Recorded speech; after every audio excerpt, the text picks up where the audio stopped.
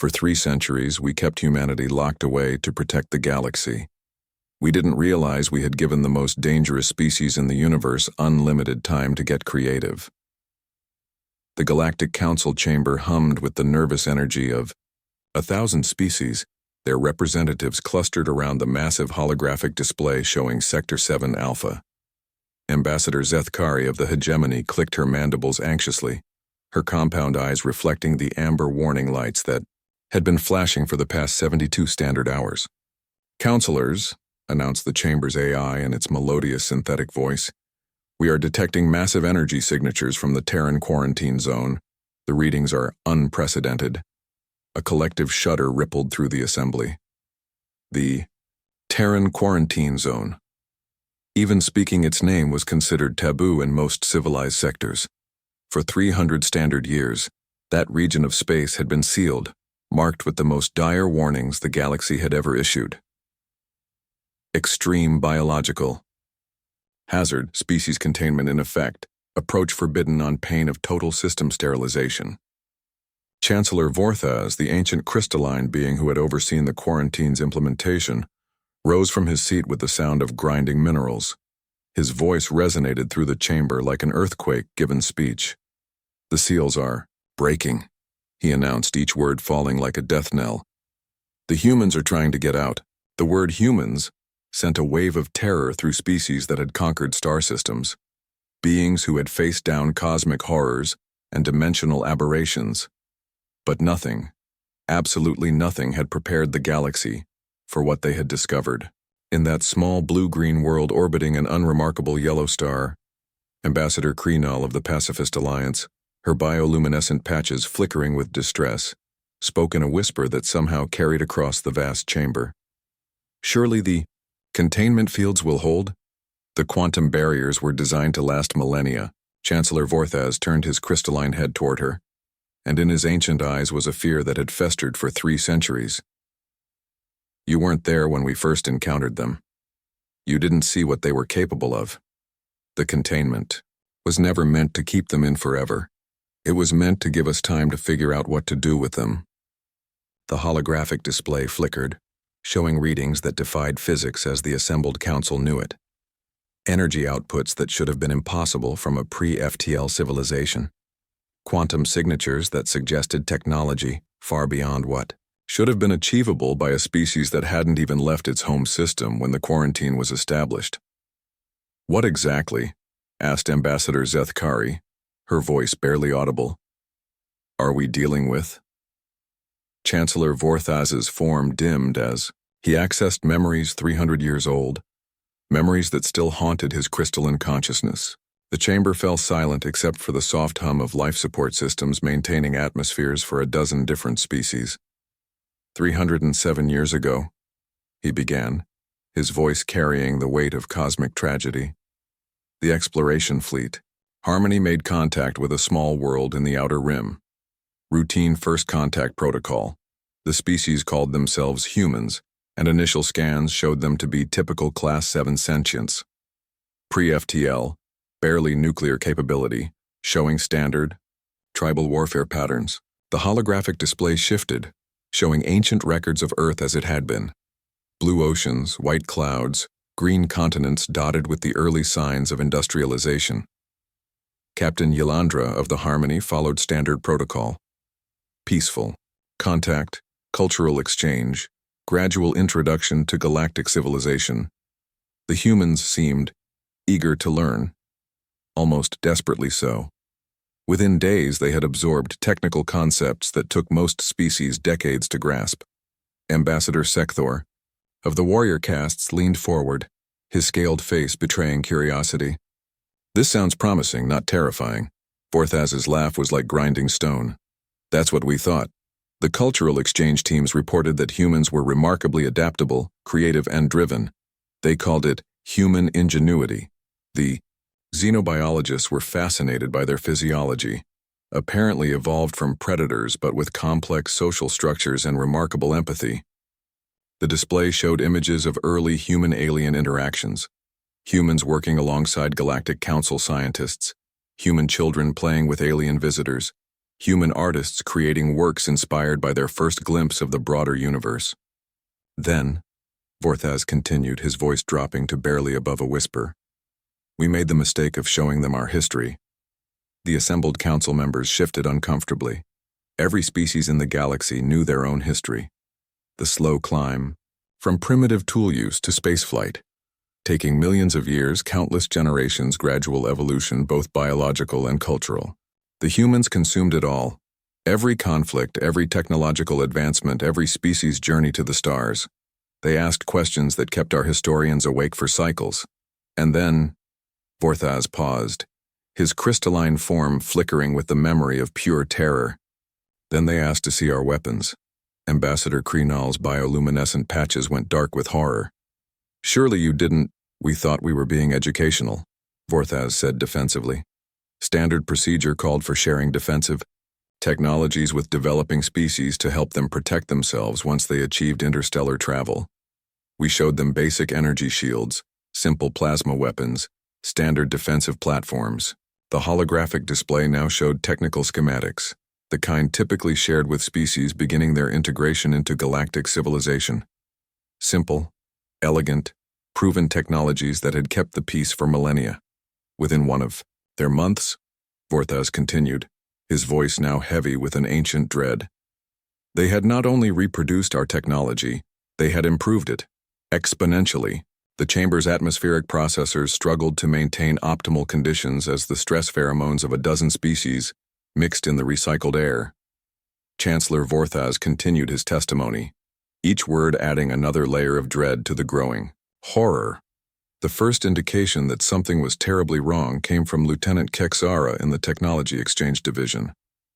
The humans had taken our basic plasma weaponry designs and modified them. They called it optimization. They had increased the energy output by 300% while reducing the power requirements by half. Murmurs of disbelief rippled through the assembly. Such improvements typically took centuries of research by entire civilizations. When we asked how they had achieved this, they seemed confused by our amazement. They said they had simply looked at the obvious inefficiencies. They presented their modifications as if they were correcting mistakes in our homework. Ambassador Thistle of the Academic Coalition, her reptilian features twisted in academic outrage, spoke up. That's impossible. Those designs were perfected over thousands of years by our greatest minds. That's what we told them. Vorthaz replied grimly. The humans listened politely, nodded, and then proceeded to demonstrate 17 other obvious improvements to our most advanced defensive systems. They treated physics like a language they had just learned to speak fluently overnight. The display showed human technical documents, filled with calculations that seemed to bend the known laws of physics while somehow remaining theoretically sound. But this was just the beginning. When we shared our historical databases, thinking it would help them understand galactic civilization, they became obsessed. They studied every war, every conflict, every military innovation in galactic history. They analyzed battle strategies that had taken species millennia to develop. Ambassador Zethkari clicked her mandibles nervously. What happened next? They started asking about our enemies, Vorthaz said, his voice hollow. The ancient threats that had been defeated, the cosmic horrors that had been banished, the dark entities that we had sealed away. They wanted to know how we had won these battles, what weapons we had used, what strategies had been effective. The chamber fell silent except for the soft whirring of environmental systems. We told them about the Void Eaters, the species that had consumed 17 solar systems before we managed to trap them in a pocket dimension. We explained how it had taken the combined might of 47 civilizations and 2,000 years to develop the dimensional prison that held them. Vorthaz paused, his crystalline form flickering with what could only be described as traumatic memory. The humans thanked us for the information. 3 days later, they presented us with plans for a weapon that could not only kill Void Eaters permanently, but could do so efficiently, cheaply, and with minimal collateral damage. They had solved in 72 hours what had taken us 2 millennia. The horror in the chamber was now palpable. Several council members had begun backing away from the central display. as if the very knowledge of human capability was dangerous. That's when we realized, Vorthaz continued, that we hadn't made contact with a developing civilization. We had awakened something that had been sleeping, something that had been held back not by lack of intelligence or ability, but simply by lack of information. The emergency session that followed humanity's technological revelations had been the most contentious in Galactic Council history. Chancellor Vorthaz's memory banks replayed those desperate debates as the current crisis unfolded around them. The HFY Xenobiology Department was the first to raise the alarm, he continued. Dr. Keftar discovered that humans didn't just adapt to new information, they weaponized it. Every piece of knowledge, every cultural exchange, every scientific principle was immediately analyzed for its military applications. The holographic display showed classified reports from the original contact team, documents that had remained, sealed for 3 centuries. The language was clinical, but the underlying terror was unmistakable. Subject species demonstrates unprecedented pattern recognition abilities. Upon introduction to quantum mechanics principles, subjects immediately theorized 17 novel applications for quantum weaponry. When presented with our stellar cartography data, subjects began calculating optimal tactical approaches for conquering key strategic systems. Ambassador Sekthor of the warrior castes, bred for battle across 1,000 worlds, was now visibly shaking. They were planning invasions? They claimed they were simply thinking strategically, Vorthaz replied. They insisted it was natural for their species to analyze any new situation from a tactical perspective. They called it contingency planning. They seemed genuinely confused when we expressed concern. The display shifted to show psychological evaluations of human subjects. The data was nightmarish in its implications. The xenopsychologists reported that humans possessed something they termed aggressive creativity. While most species develop technology to solve specific problems, humans develop technology and then find new problems to solve with it. They don't just adapt to their environment, they remake their environment to suit their needs. Dr. Vexini of the Psychological Assessment Division, a being whose species had spent 50,000 years studying the minds of other races, spoke, with a voice that trembled with scientific fascination and primal fear. The most disturbing discovery was their relationship with violence. Unlike warrior species who fight for territory or dominance, and unlike predator species who kill for sustenance, humans appeared to have evolved violence as a form of problem solving. They didn't just fight, they innovated ways to fight more effectively. The chamber was now filled with the sound of various species' distress signals, clicking, chirping, harmonizing, and buzzing in a cacophony of fear. The final straw came when we made the mistake of sharing our defensive protocols, Vorthaz continued. The humans studied our entire military history, analyzed every defensive strategy we had ever employed, and then presented us with a comprehensive analysis of how to defeat every single one of them. Ambassador Krenal's bioluminescent patches were now strobing in patterns that indicated severe psychological distress. They were planning to attack us? No, Vorthaz said. And somehow that single word was more terrifying than any threat could have been. They were trying to help.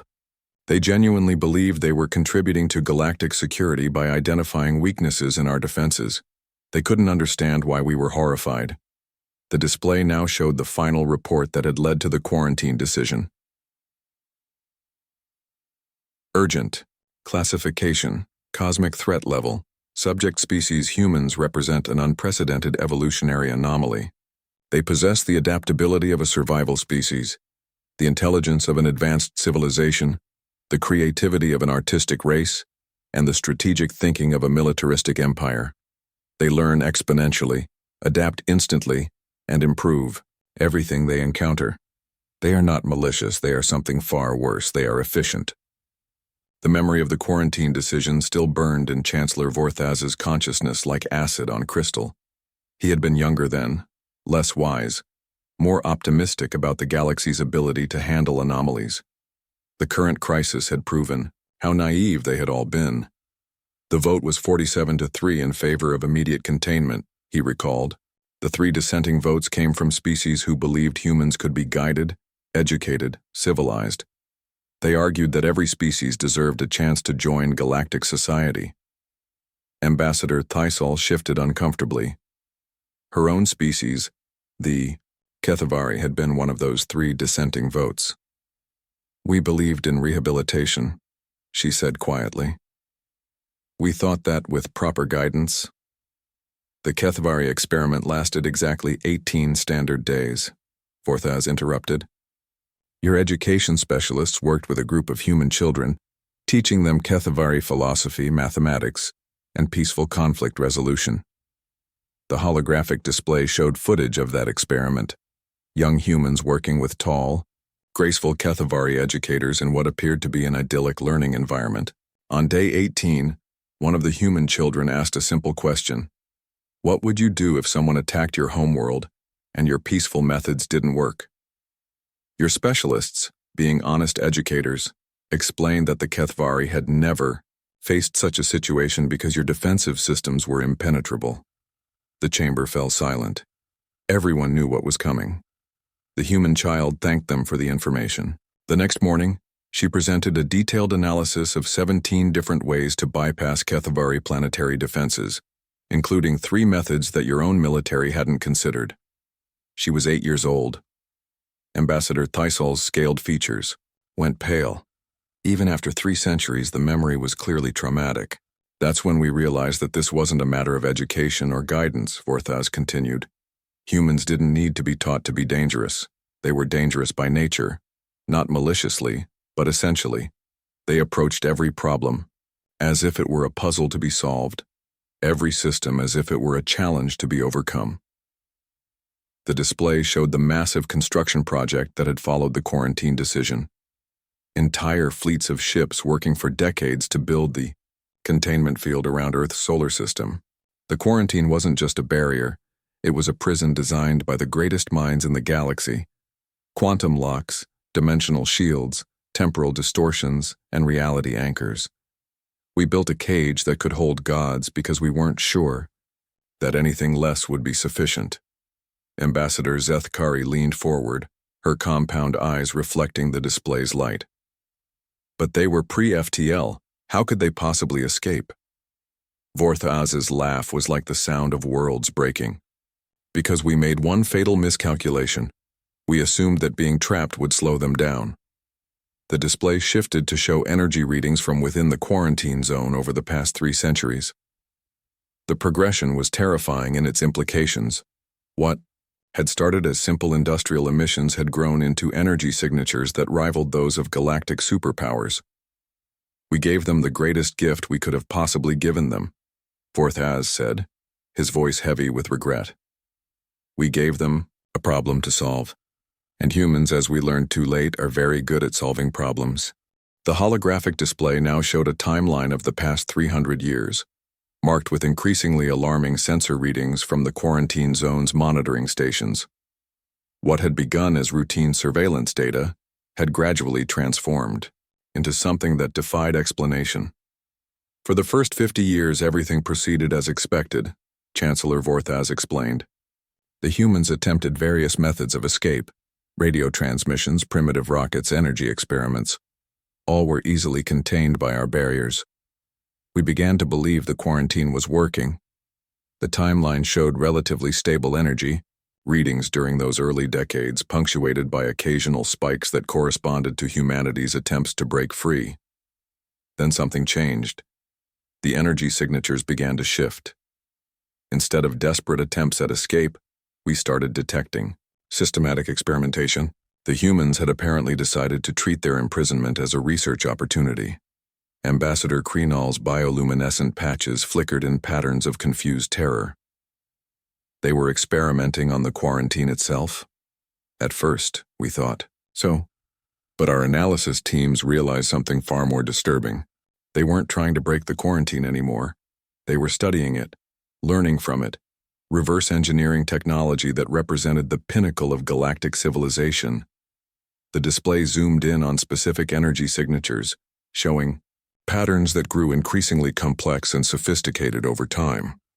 By year 100, They had apparently mastered quantum mechanics to a degree that allowed them to create localized reality distortions within the quarantine zone.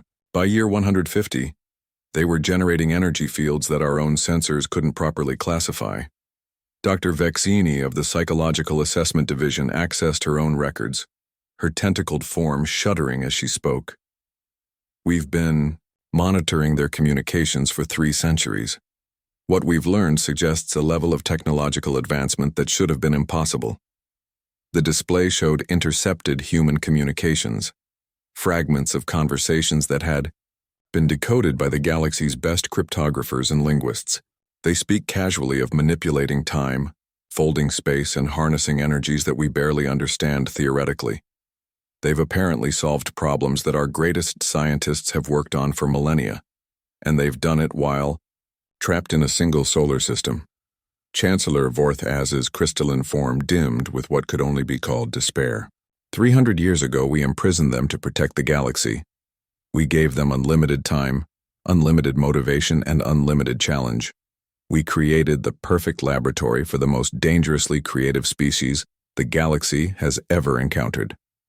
The timeline reached the present moment, where the energy readings had spiked beyond all previous measurements. The quarantine barriers, designed to last for geological ages, were showing signs of systematic failure. The barriers aren't breaking, Vorthaz announced to the horrified assembly. They're being dismantled from the inside. The humans have learned how our containment works, and they're taking it apart, piece by piece. Ambassador Sekthor's warrior instincts, honed across 1,000 battlefields, were now screaming danger. What are our military options? The question hung in the air like a death sentence. Every member of the council knew the answer, but no one wanted to voice it. Our military assessed this scenario 2 centuries ago, Vorthaz replied grimly. Based on their observed rate of advancement, any military action against humanity would require the combined fleets of the entire galaxy, and our tactical computers estimate a less than 12% chance of success. The chamber erupted in chaos. Species that had ruled star systems were now confronting the possibility that they had created something beyond their ability to control. The alarms throughout the Galactic Council chamber reached a crescendo as real-time sensor data flooded the holographic displays. The quarantine barriers around the Sol system were failing faster than anyone had predicted, and the energy signatures emerging from within were unlike anything in the galactic database. Counselors, the chamber's AI announced with what sounded suspiciously like panic in its synthetic voice. The outer quantum barrier has collapsed. We are detecting massive gravitational anomalies consistent with artificial wormhole generation. Chancellor Vorthaz rose from his position, his ancient crystalline form resonating with harmonics of pure dread. They're not just breaking out, they're rewriting the laws of physics to do it. The display showed the impossible. Space itself was being folded, twisted, and manipulated around the Sol system. Energy patterns that should have required the power output of entire star systems were being generated from within what had been, 3 centuries ago, a single small planet. Ambassador Zethkari's mandibles clicked in rapid patterns of terror. How is this possible? They were pre-FTL when we contained them. Pre-FTL was just a starting point for them, Vorthaz replied.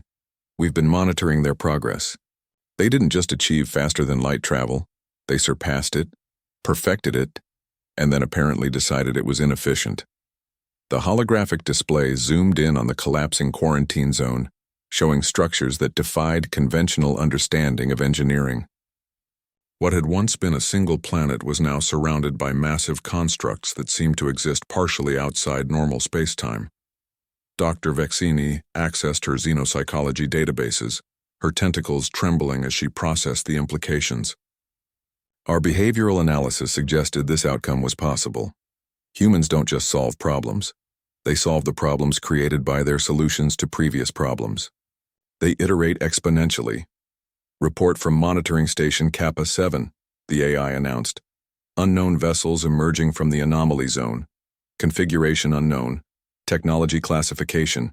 Beyond current databases. The chamber fell silent except for the rapid breathing, clicking, and harmonizing of terrified species as the first images appeared on screen. The human ships were like nothing the galaxy had ever seen. Sleek, organic-looking curves that seemed to bend light around them, propulsion systems that left no detectable signature, and hull materials that appeared to shift and flow like living metal. "They're beautiful," whispered Ambassador Kreenal, her bioluminescent patches flickering in unconscious admiration despite her terror. "They're impossible," corrected Vorthaz. "Those hulls appear to be constructed from materials that exist in 11 dimensions simultaneously. Their propulsion system seems to be manipulating probability rather than physics, and their energy signatures suggest they're powered by controlled temporal paradoxes." More ships emerged from the collapsing quarantine zone, dozens, then hundreds, then thousands. Each vessel was unique, as if humanity had decided that mass production was too limiting for their purposes. "Incoming transmission," announced the AI. "Origin, human vessels. The signal is counselors. They're broadcasting on frequencies we didn't know existed." The display flickered and then a face appeared, undeniably human but changed. The basic features were recognizable, but there was something in the eyes that spoke of centuries of isolation, endless innovation, and the kind of knowledge that came from turning an entire species into a research and development project. "Greetings, Galactic Council," the human said, their voice carrying harmonics that suggested they had modified their own vocal cords for enhanced communication efficiency. "We appreciate the opportunity you provided for accelerated development. We believe we're now ready to join galactic civilization." The understatement was so profound that several council members began laughing, the high-pitched, hysterical laughter of minds confronting an incomprehensible situation. "We have prepared gifts," the human continued pleasantly, "to demonstrate our gratitude for your patience and our readiness for integration." The word gifts sent a fresh wave of terror through the Galactic Council chamber. Every species present had experienced human helpfulness during first contact, and the memories remained traumatic even after 3 centuries. "We respectfully decline any gifts," Chancellor Vorthaz managed to say, his crystalline form resonating with barely controlled panic. "Perhaps we could begin with simple diplomatic communications." The human on the display smiled, an expression that somehow managed to be both genuinely friendly and utterly terrifying. "Oh, but we insist. We've had 300 years to study your civilization through your monitoring systems, and we've identified several areas where we believe we can contribute." Ambassador Sekthor of the warrior castes found his voice, though it cracked with fear. "We have not requested any assistance." "Nonsense," the human interrupted cheerfully. "We've detected 17 active military conflicts in your local galactic cluster, 3 pandemic diseases spreading through trade routes, 2 species facing extinction due to environmental collapse, and a nascent dimensional incursion in the Vega sector that you haven't even discovered yet." The fact that humans had detected threats the Galactic Council's own systems had missed was somehow more terrifying than their technological capabilities. "We've prepared solutions," the human continued, apparently oblivious to the growing horror in the chamber. "Our analysis indicates that most galactic problems stem from inefficient resource allocation and suboptimal strategic planning." Dr. Vexini's tentacles were now writhing in patterns that indicated complete psychological breakdown. "Solutions to what problems?" "All of them," the human replied matter-of-factly. "War, disease, extinction, dimensional threats, resource scarcity, technological stagnation. We've had quite a lot of time to think." The display split to show data streams flooding in from the human vessels. Technical specifications, medical formulas, strategic analyses, and scientific breakthroughs were being broadcast simultaneously on thousands of frequencies. "For instance," the human continued conversationally, "we noticed that the hegemony's conflict with the separatist coalition has lasted 87 years due to incompatible territorial claims. We've calculated a resolution that provides both sides with more resources than they're currently fighting over, while opening up 17 previously unexplored systems for colonization." Ambassador Zethkari's compound eyes dilated in shock. "That conflict has been analyzed by our best strategists for decades. There is no solution that satisfies both parties." "There is now," the human said, with the cheerful confidence of someone solving a simple math problem. We've also taken the liberty of designing improved versions of your defensive systems, optimized your trade routes for 340% increased efficiency, and developed cures for the 3 major diseases that have been plaguing your outer rim colonies. The BIOM data streams continued flooding in. Weapons that made current galactic arsenals obsolete. Medical techniques that could resurrect entire species. Technologies that could terraform dead worlds in decades rather than millennia. Chancellor Vorthaz watched the data flow with the numb recognition of a being witnessing the end of everything he had known. Why? He asked simply. The human looked puzzled. We want to help. Your quarantine gave us time to study your civilization, and we've grown quite fond of you. We'd like to ensure your continued prosperity and growth. And if we refuse your help? Asked Ambassador Kreenall, though she already knew the answer would be terrifying. The human's smile widened, and in that expression was 3 centuries of isolation, innovation, and the absolute confidence of a species that had turned imprisonment into opportunity. Oh, you won't refuse, they said with gentle certainty, because in approximately 6 hours the dimensional incursion in the Vega sector is going to breach containment and start consuming entire star systems, and we're the only ones who know how to stop it. The chamber fell silent, except for the sound of various species equivalent of hyperventilation. Don't worry, the human added reassuringly. We've already sent ships to handle it. Consider it a demonstration of good faith. After all, we're all part of the same galactic community. Now, as if to punctuate the statement, massive human vessels began appearing throughout the galaxy via impossible transportation methods, moving to address threats and problems that the Galactic Council hadn't even realized existed. Humanity hadn't just escaped their quarantine. They had emerged as the galaxy's self-appointed guardians, armed with technologies that bordered on magic and driven by an irrepressible urge to solve every problem they encountered. The age of human supremacy hadn't begun with conquest or invasion. It had begun with a smile and an offer to help that no one could possibly refuse. The Galactic Council chamber looked much the same as it had a year ago, but the beings within it had been fundamentally changed. Chancellor Vorthaz still presided over the assembly, but now he did so with the assistance of human advisors whose suggestions had proven so effective that refusing them had become essentially impossible. The morning briefing was a mixture of triumph and existential dread. The hegemony separatist war concluded successfully with both parties achieving their expanded territorial goals, reported Ambassador Zethkari, her voice carrying the hollow tone of someone whose entire worldview had been systematically reorganized. Casualty count, 0. Resource expenditure, negative, as the humans' efficiency improvements more than compensated for military costs. The dimensional incursion in the Vega sector was contained and converted into a renewable energy source, added Ambassador Sekthor. The former threat zone is now powering 14 star systems and has become a major economic hub. Chancellor Vorthaz reviewed the year's statistics with the numb fascination of a being watching his own irrelevance unfold in real time. Crime rates had plummeted galaxy-wide due to human-designed social programs. Technological advancement had accelerated exponentially thanks to human innovations. Even natural disasters were now being predicted and prevented by human monitoring, systems that seemed to operate on principles of applied precognition. The humans have also volunteered to optimize our governmental systems, Dr. Vexini reported, her tentacles barely twitching. They've identified inefficiencies in our democratic processes and prepared recommendations for improvement. The offer of political optimization hung in the chamber like a death sentence. Every species present understood that accepting would essentially mean surrendering autonomy to human management. Refusing, however, meant watching their civilizations stagnate while the rest of the galaxy prospered under human guidance. They're not conquering us, Chancellor Vorthaz observed quietly.